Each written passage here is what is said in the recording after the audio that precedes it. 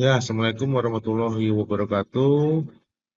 Kembali lagi bersama saya Anhar. Di sini kita akan mencoba melihat dan mencoba menginput bagaimana SIM SKP, penilaian SKP dosen dan tenaga kependidikan di lingkungan Universitas Muhammadiyah Yogyakarta. Ini ada surat edarannya resmi dari universitas, kemudian isinya itu adalah ini, pedoman penilaian SKP dosen 2025 dan 2026. Ini saya buka contohnya. Nah, ini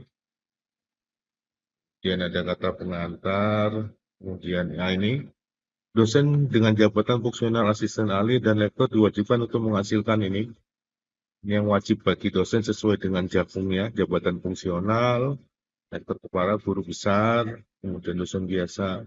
Kemudian ada juga indikator lain yang dinilai bagi dosen biasa, yaitu adalah ini, refreshing AIK, skornya ada beberapa bidang, A, B, D, kemudian E, ada 5 sampai bidang E, ada 5 bidang berarti contoh-contohnya itu adalah ini kemudian ada prestasi di bidang olahraga, ini yang bidang E ya, contohnya penunjang, bidang E penunjang, bidang D pengabdian, bidang B, bidang C-nya tidak ada, bidang B ini pengembangan itu pengembangan inovatif, buku buku ajar, diktat, modul, kemudian nah, ini tadi bidang A terkait dengan Al-Islam dan Kemuhammadiyaan. Ini untuk penilaian bagi dosen.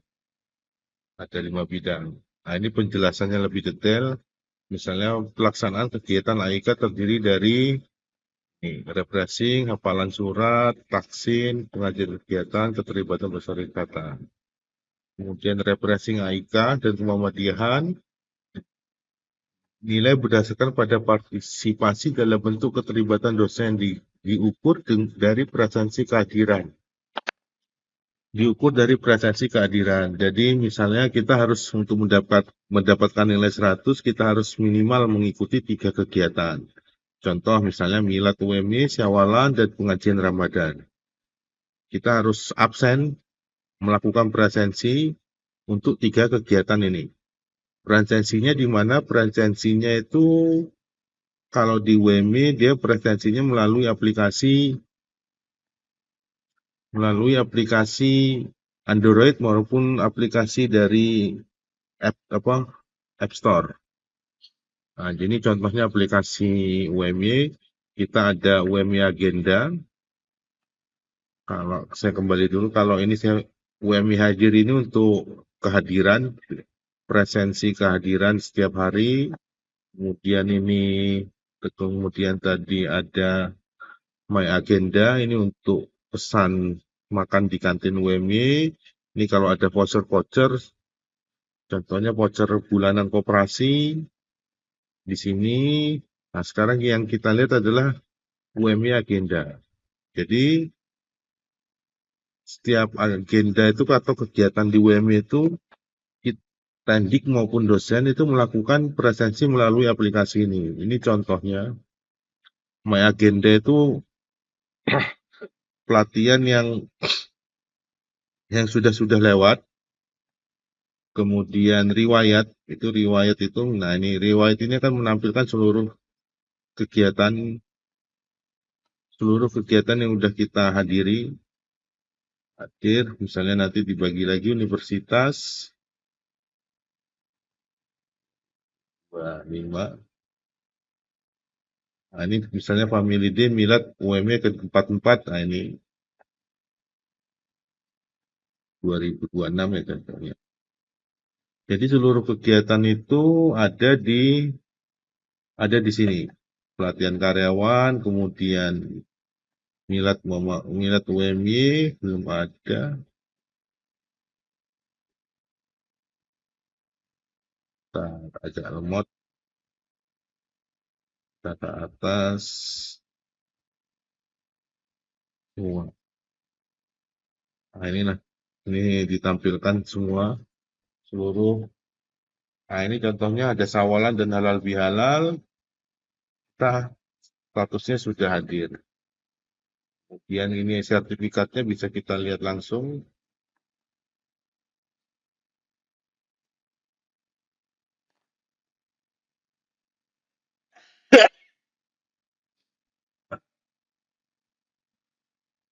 Oh, nggak ada aplikasinya. Harus pakai kalau dia ini hanya emulator, jadi nggak ada aplikasi untuk membuka PDF.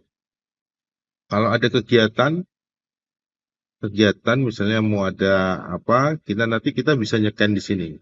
Bisa scan QR-nya atau masukkan kode manual. Misalnya besok ada kegiatan rapat, rapat apa gitu. Terus tuan rumah rapatnya membuat presensi menggunakan token maupun bisa di-scan seperti itu. Nah, dari ini tadi, dari ini itu nanti akan dimasukkan, ditarik datanya ke SIM kepegawaian, SIM kepegawaian UMY. Akan ditarik datanya ke SIM kepegawaian UMY. Contohnya SKP 2026. Akan ditarik datanya di sini. Misalnya tadi kegiatan sawalan dan halal bihalal Sivitas Akademika UMY tanggal 30 bulan 3 2026. Kita lihat, ini kan riwayat. Nah, ini tanggal 30 Maret 2026 sawalah dan halal bihalal. Itu nanti akan data dari sini jika kita melakukan presensi akan tampil di SIM kepegawaian UMY. Tapi sebelum ke sini juga, sebelum masuk ke aplikasi ini juga, ada satu aplikasi lagi, ada SIM lagi, namanya SIM Portofolio. Portofolio. Ada SIM Portofolio.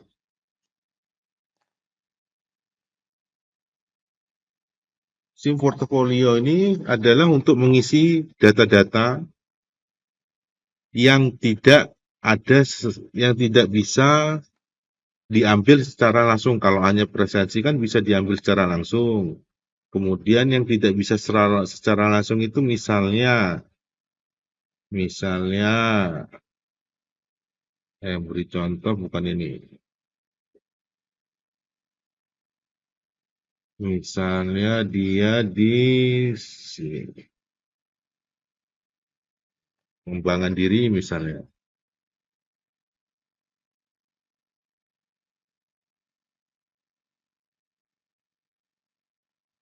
Nah, misalnya pernah menjadi pembicara pemutahiran karya ilmiah di akun cinta. Itu kan ada dalam bentuk ini, ada dalam bentuk sertifikat, ada sertifikatnya. Nah, nanti sertifikatnya itu kita upload di sini. Nanti kita upload di sini. Contohnya diri. Contohnya di sini. Nanti ada tombol untuk tambah data, nama kegiatannya apa, tanggal mulai, tanggal selesai, jenis kompetensi, umum khusus, jenis kegiatannya, kemudian durasi, URL-nya sama dokumennya. Dokumennya ini biasanya sertifikatnya. Kemudian ada lagi biasanya keterlibatan yang terkait ini aja. Nah, keterlibatan dalam persyarikatan. Nah, di sini kan jika peran dalam persyarikatan adalah pengurus, maka file dokumen yang diupload adalah surat keputusan pengangkatan atau SK. Jika peran dalam persyarikatan adalah narasumber, maka file dokumen yang diupload adalah ucapan terima kasih dari panitia atau sertifikat. Jika peran dalam persyarikatan adalah anggota, maka file yang diupload adalah surat aktif. Nah, jadi kita bisa mengupload di sini, misalnya saya hanya seorang anggota, maka yang saya upload adalah surat aktif Muhammadiyah dari ranting domisili kita. Nah, ini pilih tingkatan, misalnya ini pimpinan ranting Muhammadiyah maupun Aisyah, pilih perannya, anggota, lokasinya mana, terus filenya kita upload di sini. Di sini saya contohnya adalah saya ini anggota PWM Majelis Utama bidang media sosial ini. Ini dari tanggal mulainya 2023 sampai 2027, PWM, pengurus, lokasi wilayahnya ini, dokumennya ini. Nah, dokumennya ini yang diupload. Nah, setelah kita mengupload di sini, maka itu nanti akan otomatis juga tampil di SIM kepegawaian. Itu akan tampil di sini. Nah, ini keterlibatan di persyarikatan. Nah, di sini, ya kan? Di sini kenapa ada dua? Karena dia mengikuti tanggalnya 2023 dan 2000, tanggal berakhirnya berarti 2027 karena SK-nya berakhir tanggal 2027 tahun 2027. Nah, ini kan, ini seperti itu. Jadi sebelum kalau kegiatan-kegiatan misalnya kayak ini pelatihan literasi ini kan otomatis dari aplikasi Android tadi, nah, otomatis mengambil data dari aplikasi Android, kemudian ditampilkan di SIM kepegawaian. Kalau selain itu, nah ini dari dari mana? Dari aplikasi Android juga. Ini yang kalau yang untuk hafalan ini yang mengikut dari LPPI. LPPI-nya UM-nya mengikut. Pengajian atau tadarus di unit kerja itu juga dari My Agenda atau aplikasi Android-nya UMI. Kemudian ada Taksin, ini nanti panitianya yang mengupload nilainya. Nah, ini keterlibatan di persyarikatan itu tadi kita mengupload manual melalui portofolio. Kemudian sertifikat kompetensi itu juga kita mengupload manual dari portofolio. Itu ada di sini misalnya.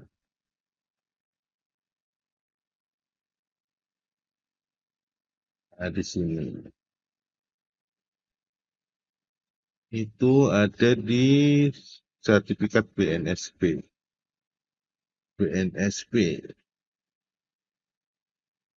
Ini kayaknya. Ini sertifikat BNSP pengelolaan administrasi kantor office. Pengelolaan administrasi kantor office. Nah, ini dia datanya diambil dari portofolio. Jadi kita mengupload sendiri. Nah, ini kita nambah data, kemudian nanti kalau setelah ada sebelum divalidasi, dia masuk ke tab tidak valid. Jadi nanti ada admin dari DSDM yang validasi, oh ini benar, sesuai ini filenya pengembangan diri, kegiatannya ada, terus sertifikatnya lengkap. Nanti tinggal di-upload di sini. Kemudian verifikatornya juga dia bisa memberi catatan. Nah, catatan refleksinya dokumen tidak sesuai dengan ketentuan penilaian SKP. Dokumen tidak sesuai dengan ketentuan penilaian SKP. Kita bisa mengirim perbaikan. Ini akan perbaikan. Itu. Jika sudah divalidasi oleh reviewer, maka dia otomatis menjadi valid dan otomatis tampil di SIM kepegawaian. Kenapa kemudian kalau di sini kan banyak, kok yang tampil hanya satu, di sini. Karena yang lain ini adalah tanggalnya 2025. 2025. Sekarang kita sortir coba. 2025.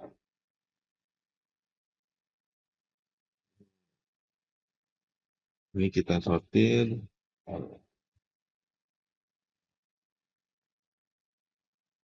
2025. Nah, sortirnya tadi, ini apa? Pelatihan sertifikat BNSP. Sertifikat BNSP. Ini pengembangan diri. Mana sertifikat? Sertifikat. Nah,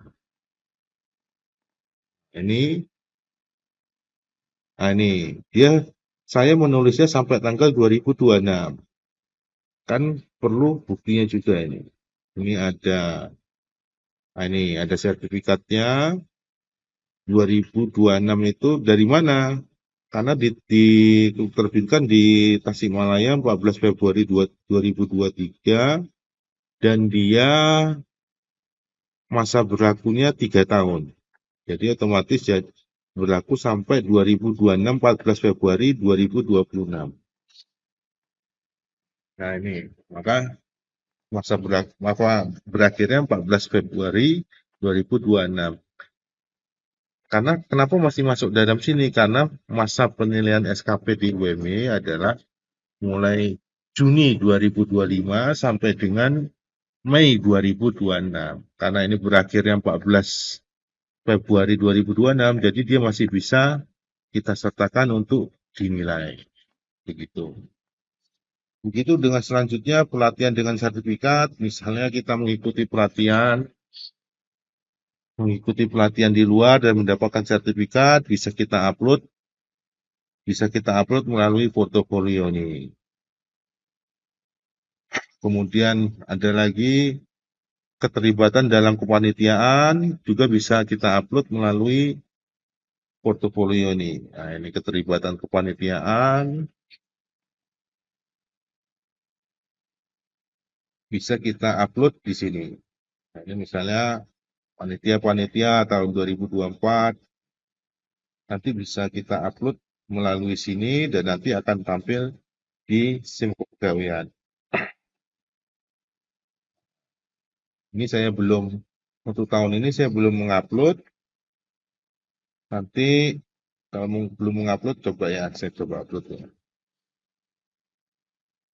Saya coba cari filenya dulu kalau ada, kalau sudah saya simpan.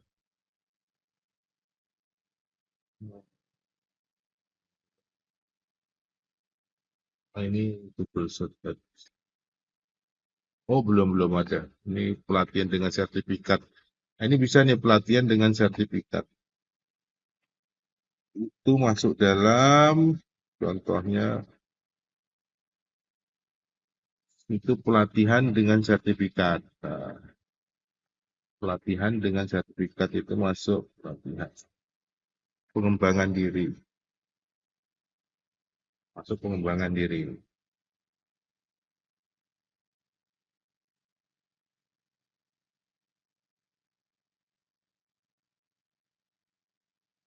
Yang lain.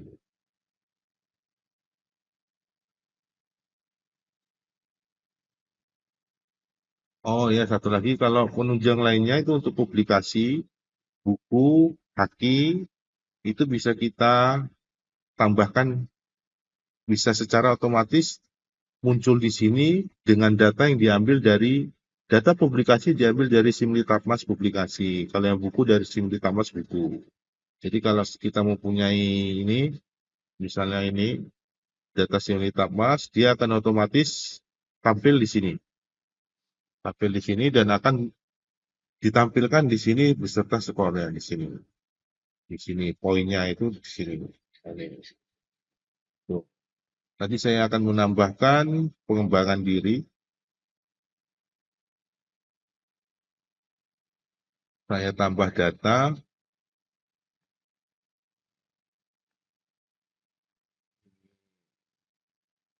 Sus sertifikasi.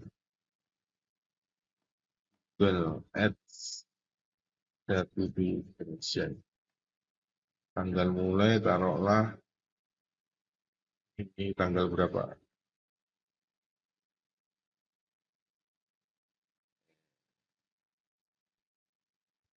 28 Januari 2026. 28 Januari. 28 Januari 2026. Mau selesainya 26 2027.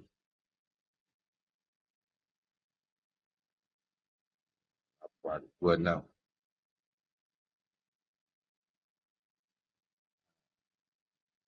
Kompetisi sertifikasi durasi 10 jam URL choose file. Stop. data seperti itu.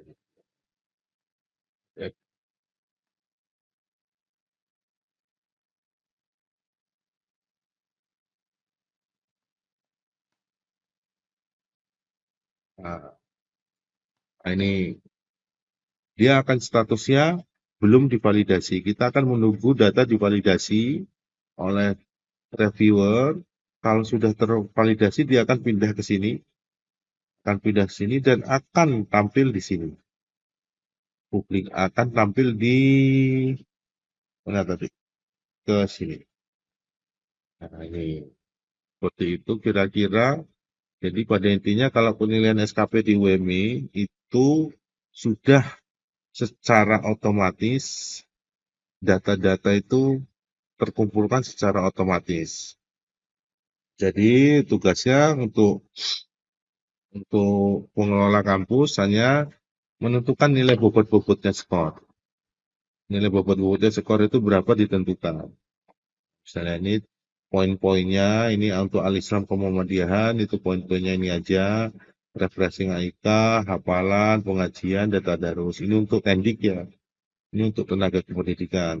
Keterlibatan di persyarikatan, sertifikat kompetensi, pelatihan dengan sertifikat, kegiatan non-pelatihan, terus pelatihan-pelatihan, keterlibatan dalam kepanitiaan, kepanitiaan di dalam kampus, kemudian keterlibatan pegawai dalam olahraga di lingkungan kampus, kemudian ada publikasi buku pendamping, nah ini semua. Ini poin-poin penilaiannya. Data-datanya diambil dari, kalau yang emang harus diupload manual, melalui portofolio. Atau bisa juga otomatis melalui aplikasi Android My UMY ini. Kalau di UMY kan ada aplikasinya nih. Ada aplikasinya ini tadi, misalnya untuk presensi kehadiran, dia ngambil dari UMY Agenda. Kemudian kalau ya untuk kegiatan-kegiatan yang ada absensinya, pengajian unit biasanya juga, atau olahraga itu menggunakan data diambil dari UMY Agenda. Seperti itu kira-kira. Saya rasa cukup. Silakan kalau mau ada yang berkomentar atau ada yang mau ditanyakan, bisa langsung meninggalkan komentar aja pada video ini. Semoga bermanfaat, dan silakan bagi universitas PTM-PTM lain yang ingin mengembangkan atau tanya-tanya, silakan. Bisa mungkin saya dengan senang hati saya akan menjawabnya. Seperti itu. Terima kasih. Assalamualaikum warahmatullahi wabarakatuh.